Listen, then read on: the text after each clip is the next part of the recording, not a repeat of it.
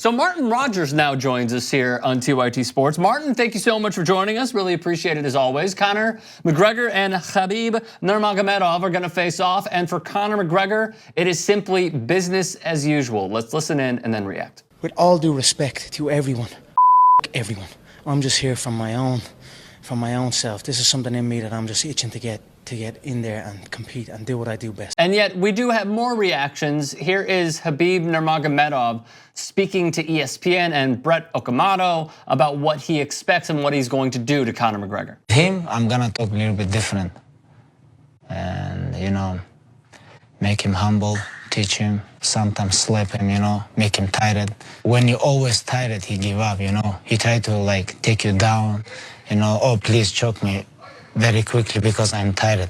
But it's gonna be a long night for him. It's gonna be a long night. I'm gonna make him tired and maul him. That's what he hopes to do against Conor McGregor. He is referring obviously to Nate Diaz 1 when he was just gassed and he did give up because he knew that he was going to be in a world of hurt if he continued to play the stand-up game.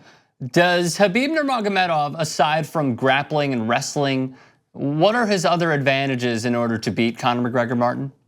They're not necessarily other advantages, but there are parts of his game that are always drastically overlooked. It's so funny the way so many people have framed this as being one of two things. Either Khabib gets into the ground and it's all over because Khabib's a far superior wrestler and Conor can't wrestle, or Conor knocks him out because Khabib can't punch and can't defend against striking. It's not really quite that simple. Khabib can punch, Conor McGregor can wrestle. So there's lots of other different nuances to this. It's a complex fight, and that's what makes it fascinating for me. It's not necessarily the clash of styles, but the clash of wills as much as anything. And I think we will see another side of Khabib, and we'll need to see another side of Khabib because this is the biggest fight that he's ever had. And Martin, Dana White also went on the record saying that he expects English is tough. Expects this to be a humongous pay-per-view buy.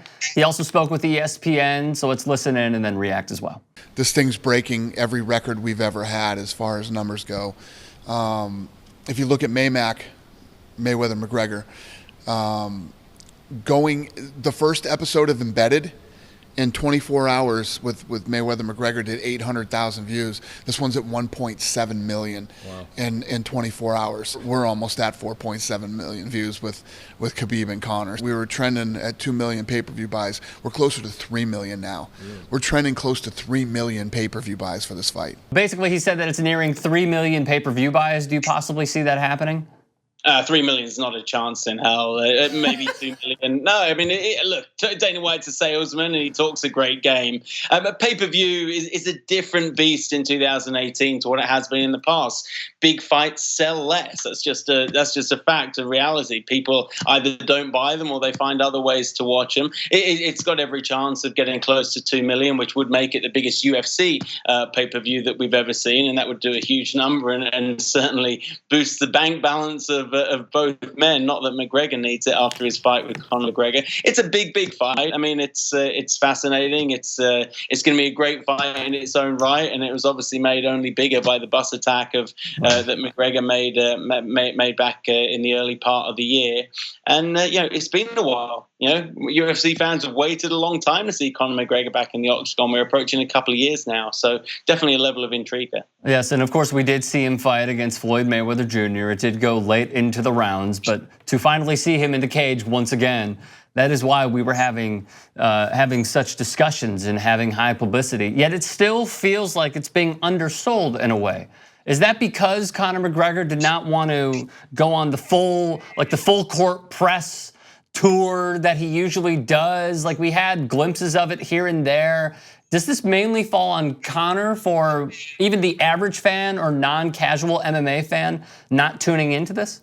Yeah, it really does. It does. I mean, UFC builds itself on its superstars. And if you're talking about respectable pay-per-view numbers, you can sell that on the fight alone. If you're talking about the huge pay-per-view numbers, when you're talking in the tens of millions of dollars being thrown around in terms of the money coming in, that takes a big-name superstar doing his best or her best, as we previously saw with Ronda Rousey, to go out there and sell the fight. It's what McGregor's done in the past. He did it before he fought Jose Aldo. He did it before he fought Nate Diaz. He certainly did it when he fought Mayweather, but he's not willing to this time. Couple of reasons for that. Obviously, he's been heavily criticized. 2, this is the toughest fight that he's ever been in. He's an underdog in the fight, according to the Vegas bookies. He's been out for a couple of years. He knows that, you know, he can't leave any stone unturned here. And it's a tricky situation with Conor McGregor being in the United States these days. He's been getting in a little bit of trouble recent visits here. Very much so. All right, I got a few more for you. When Khabib Nurmagomedov faced off against Michael Johnson, he did get tagged. Previously in his career, Joe Rogan and Mike Goldberg both thought that he lost a fight, and I'm blanking on who it was, but it was earlier on in his career. He has shown that there are some weaknesses here. So what are those weaknesses that Conor McGregor can possibly exploit on Saturday night? Yeah, I'm not seeing a whole lot of weakness. The Johnson fight, Michael Johnson spoke yesterday, and even he said that, you know, he didn't feel that Khabib was hurt really by that punch in the way that a lot of people suggest. And I remember that fight. Michael Johnson got absolutely brutalized in the last couple of rounds. People are picking at tiny little things because there aren't many flaws. When you have someone who has this undefeated record, who doesn't appear to have any holes in their game, people try and find like little things. What can it be? I mean, I think it's basically going to boil down to one thing, and that's what it boils down to in every Conor McGregor fight. Can he land that huge left hand? If he can't, he's probably going to get beat, but he's always managed to do so for the most part up until this point. I think if he hits Khabib, if he hits him flush, if he can get through that defense, then that puts Conor McGregor firmly in the ascendancy in the fight.